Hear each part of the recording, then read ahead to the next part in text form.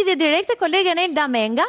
e cila do të na shpjegoj më shumë rreth zgjedhjeve që u mbajtën në Shqipëri në 5 komuna, por mbi të gjitha dhe aksionin që mendon të nisë Partia Demokratike pas SMS-së zbuluar nga Top Channel ditën e dielshme, të dërguar nga zoti Gazmet Bardhi. Elda, të përshëndes, më ndje për batutën. Në Kosovë ishin më shumë të informuar se në Shqipëri që kishin zgjedhje ditën e diel, besoj.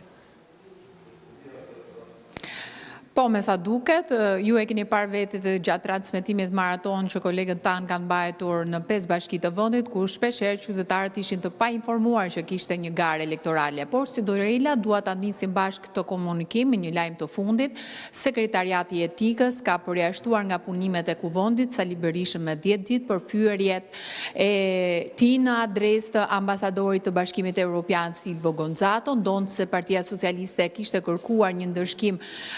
që varionte nga 10 ditë në 2 muaj, me sa duket marzhoranca duke parë edhe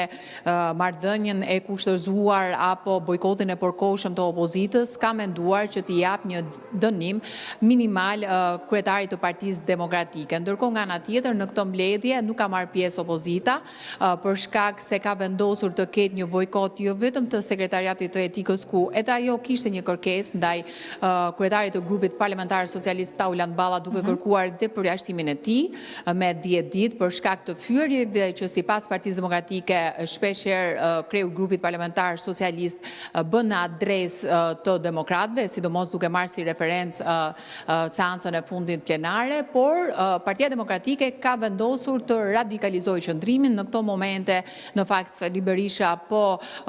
debaton me demokratët e tij në mbledhjen me dyert të mbyllura, ku do të diskutohet një vendimarrje finale sa i takon marrëdhënies që duhet të mbajë opozita me parlamentin. Sinjali i parë si Dorela është dhënë sot, ku janë bërë kujtuar 8 komisione parlamentare, po ashtu dhe sekretariati i Komisionit të Etikës, por me sa duket Sali Berisha të paktën ka kërkuar që të kishte një përballje më të fortë me mazhorancën, përballje që do duhet ta mësojmë ditën e sotme pas mbledhjes së grupit parlamentar demokrat. Ndërkohë të paktën mund të themi qëndrimin më të ashpër e ka mbajtur Sajmir Korreshi, i cili edhe publikisht ka propozuar në fakt që demokratët të ngujohen në parlament, ndërkohë mendim ndryshe mund të them ka pasur Arjan Doja, i cili me sa duket nuk është shumë dakord me bojkotin e parlamentit, duke përsëritur edhe një herë qëndrimin se ai është kundër radikalizimit të paktën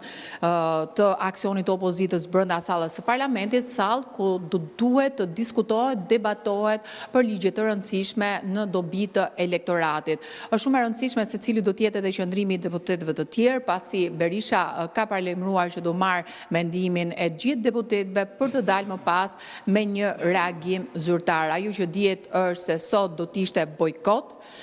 i të gjithë punës së kuvendit, por do duhet të marrë një vendim nëse ky bojkot do të zgjasë edhe në ditët në vijim, apo do përkthehet në forma më radikale si përballje fort në parlament, apo edhe ajo që Berisha ka paralajmëruar është vendosjen e foltores së kuvendit, duke nuhatur me sa duket edhe një përjashtim të tij nga ana e mazhorancës në Komisionin e Sekretariatit të Etikës për ta zhvendosur foltoren e tij para zyrës së Edi Ramës, ku do të mbajë fjalime bashkë me qytetarët. Faktikisht edhe gjatë kohës që ti po përshkruaje të gjithë vendimet që janë marrë në Partinë Demokratike lidhur me bojkotin nga Kuvendi i Shqipërisë, nga punimet më saktësisht, ishin edhe pamjet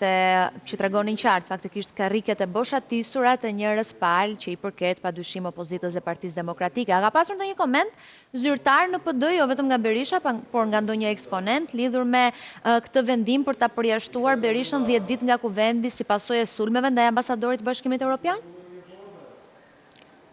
Ende për momentin si Dorela, për shkak se demokratët ndodhen në mbledhjen me dyert të mbyllura të grupit parlamentar demokrat, pritet për të parë se cili do të jetë edhe reagimi i vet zotit Berisha për këtë përjashtim, por ndërkohë të paktën një formë kundërshtie është dhënë për shkak se sot mbledhja e sekretariatit të Etikës, ku do të shqyrtohej dhe të merri vendimin për Berishën, u bojkotua nga demokratët. Qartë. Elda, të falenderoj shumë për gjithë përshkrimin. Si që thashë, një fitore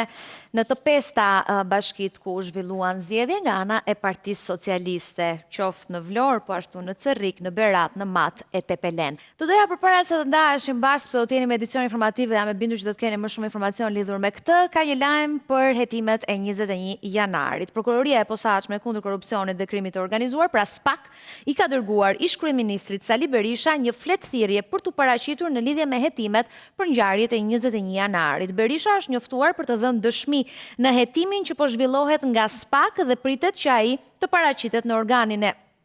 akuzës ditën e premte.